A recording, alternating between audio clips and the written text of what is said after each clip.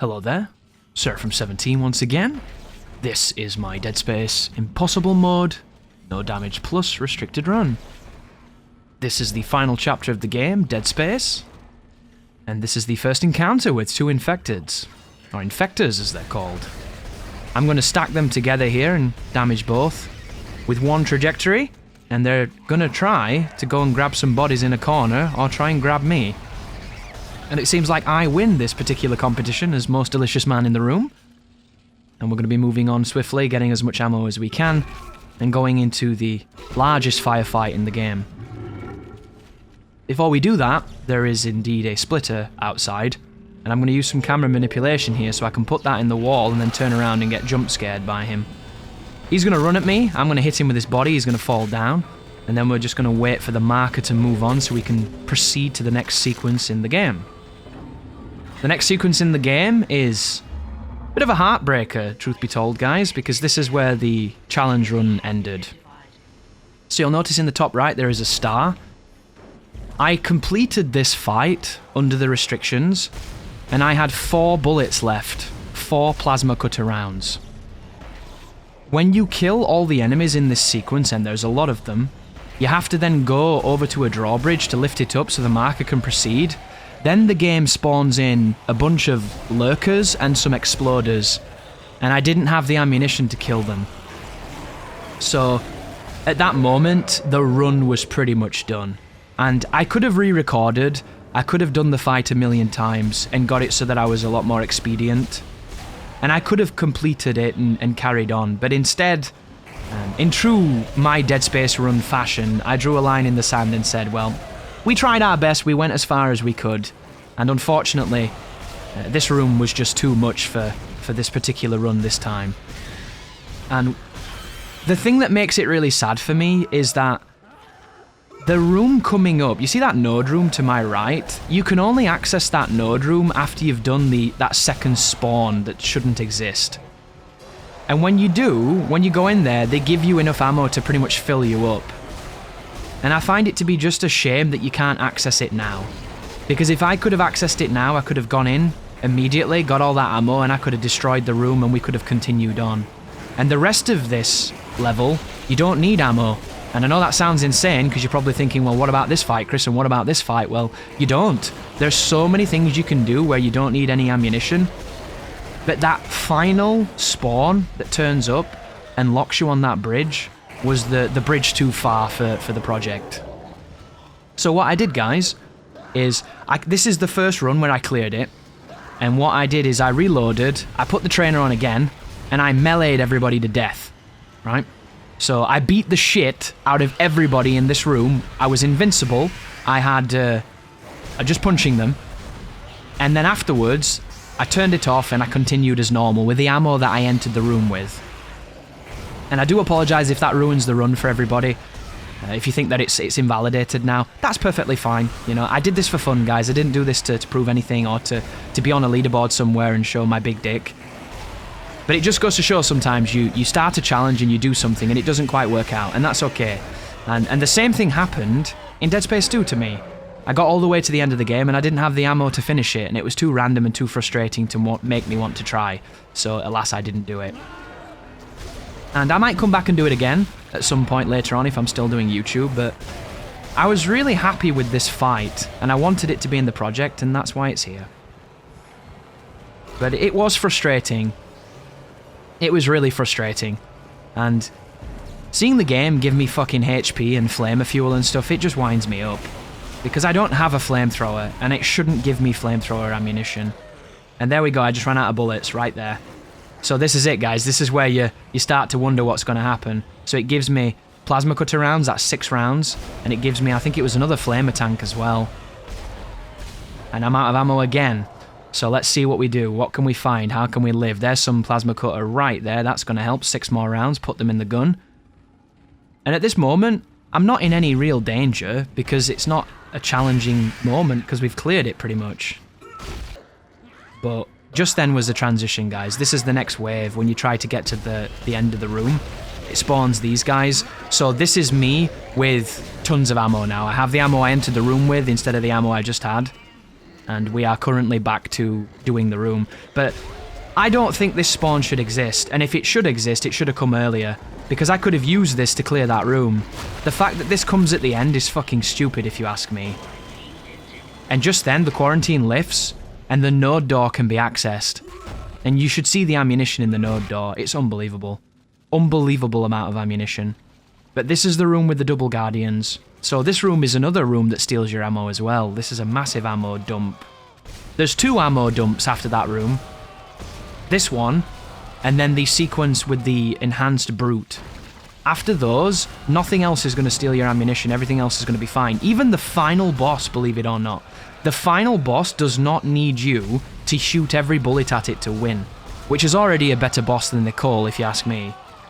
And the funny part is, if the final boss in Dead Space 2 was more like the final boss in this game, my run would have been perfect and I would have been able to finish it. But alas, it's not the case. And I was really happy to see that this boss went down in a decent amount of time. But this to me just seems like a wasted opportunity, this room. I don't mind the idea of 2 guardians, but it just feels like they're trying to throw the kitchen sink at you here, and they really are. There's a couple of novelty rooms coming up where you go through some zero gravity, but you can completely skip the enemies. This room to me screams they wanted you to use the store to buy ammunition. And I don't really like that design personally. And I think if you're going to have a dynamic ammo system, it should be truly dynamic. When that game saw that I had no bullets, it should not be giving me fucking flamethrower tanks. I just think that that's bad design. And I appreciate that, you know, survival horror is meant to make you struggle, it's meant to make you feel tense and like you're not going to win, but I'm literally not going to win if you're giving me ammo for guns I don't have. And this is in 2008, so we can give it some slack, but I still feel like that dynamic system could have been better. Like, why is it giving me credits, you know? Why am I getting credits when I don't need them? It's just so funny. Like, look at this, Ripper Blades. Every single time, guys, I get something I can't use out of any of the items, take a drink. You'll die, you know? You'll be so pissed you won't even be able to find your way to the bathroom. It's unbelievable. And again, I want to put this forward, of course. The game is not intended to be played like this. The developers never anticipated this. You know, even people on YouTube never anticipated this. You know, the idea that anybody would do this. But at the same time, when you create a system, you have to be cognizant of the fact that there will be people that will avoid that system. And I think the true merits of a game are how well it functions when you avoid its fundamental systems. And for Dead Space 1, it does such a good job. You know, am I sad that the run died? I am, obviously. But the game did so well. Think how far I got, you know? Final level, 3 fights away from the end of the game. And the game enabled me to do that because of how well it was designed. And it's not a new game, you know? Like, think about how many new games don't even let you have any fun because they're so rigid and they're so stern and they're so uninteresting. And then you look at a game like this where I took it to the limit of what could be done. And even then, if I'd have played better, I could have done it, you know? And that's the cool thing. It's not inherently the game's fault that the run died, as much as I disagree with certain aspects. There's a lot of player error in there as well. And that's really motivating, because it means that if you try it again, you'll probably do it. And speaking of, if you try it again, you'll probably do it, it's the Brute trying his best to hit me again, even though we have evidence that he's not very good at doing it. But this creature takes a lot of damage. It takes an absurd amount of damage. And I always wonder, you know, when I make these projects, is there some cheeky video on the internet I've not found where somebody found a really cool way to kill this guy? Like, you know how when you fight Ceaseless Discharge in Dark Souls, you can make him kill himself, and when everyone sees that, everyone kind of loses their mind because it's so crazy and weird that the devs did that. I always wonder if I'm missing some kind of clandestine, forbidden knowledge, and it's just there, waiting to be found. But there goes his arm, and now we just use his projectile to kill him. Easy life. But shout out to this Brute. This Brute moves so quick, and he did indeed kill me. This is the only Brute in the game who I severed his arm and he killed me. Because right here at this range, he just ran towards me in like 2 frames and punched me in the face. He did not mess around, guys. Do you notice how I'm stood really far away from him? That's why. I'm stood this far because he kicked my ass. And he definitely made me respect him. He made me respect him like Mike Tyson would when he fights DSP. DSP throws the first leg kick, Mike Tyson checks it, and then punches DSP in the face and destroys his brain. Ultimate respect, you know? But there goes the big boy, he's down. That's the final one of the game. And then we have this room. This room is really cool. If you try to do this as a straight up fight, you're going to struggle because you're going to get overwhelmed and there's a lot of things to deal with. But there's a really cool manipulation that you can do here. So, you know how I mentioned in the previous video that the tentacles can help you? This is where I realized that the tentacles are your friend. So if you grab the marker here and you come up here, the tentacles are going to spawn and then all the necromorphs are going to turn up. If you do this really quickly, you can get to the end and you can use the tentacles to protect you. But you have to be quite precise because they've got a big hitbox, and right now all the necromorphs are turning up. So press the button, and then here come the twitchers and the black lurkers in the background. And then if you stand a bit further forward here, I think the tentacle will start slamming, because at the moment he doesn't want to do it. I think I'm a little bit too far back. Oh, I didn't even need to, everybody died anyway because I activated the device. But if you stand a step forward, the tentacle will keep slamming and he'll protect you. And you don't have to do any fighting at all. Look how quick that was. I did that room fighting, and it takes a long time because there's a lot of monsters. But then I realized you don't even need to do it, so I put that one in the guide because I thought that was more interesting than me just shooting a bunch of dudes. And then we have the final boss, the hive itself. And this boss fight looks really cool and is really intimidating, but it's free. And there's only a few things to bear in mind here. The first one is, whenever it slams, as long as you're kind of strafing, it will probably miss you. It's almost like you have to try hard to get hit by it. And I don't really know what that is. It seems like it's more of a cinematic slam than anything else, and it can hit you, but it just never does. It's very strange. And how this works is, you break all of the face pustules, and then it's going to grab you, and it's going to do one of those weird tentacle grabby moments where the mouse feels like dog shit. And then once you shoot it, in that moment it'll drop you. And then in the second phase, you have to fire at its sacs on its heart. And if you don't break a sac on each rotation, it spawns enemies. It spawns pregnants. However, the pregnants are diminished. They're nowhere near as strong as they usually are, it seems like, so they go down really quickly. And you can just save the explosives and fire them at them and get rid of them. Or, ideally, you can just break a sack every time the boss opens up and it will never summon the enemies. But here is the grab. This is mandatory, this is just scripted, you can't avoid it seems like. And then when he pulls you up, you have to shoot his face, and this takes forever with no upgrades. Like, you do no damage here. And it's really funny watching, you know, all the other no damage runs on YouTube, because there's people using contact beam and killing these pods in one hit. Like, people just, you know, using all kinds of crazy fucking guns on it, and it must be fun, right, you know, to have all those crazy guns. Because I'm here getting shaken into oblivion by this cutscene as I try and shoot this bloody thing, and it just won't stop. Like, look at this. But what you didn't see, guys, is on your way to this fight, they give you so much ammunition, you probably can't run out. This fight has so much ammo going in, and it even has ammo in the fight.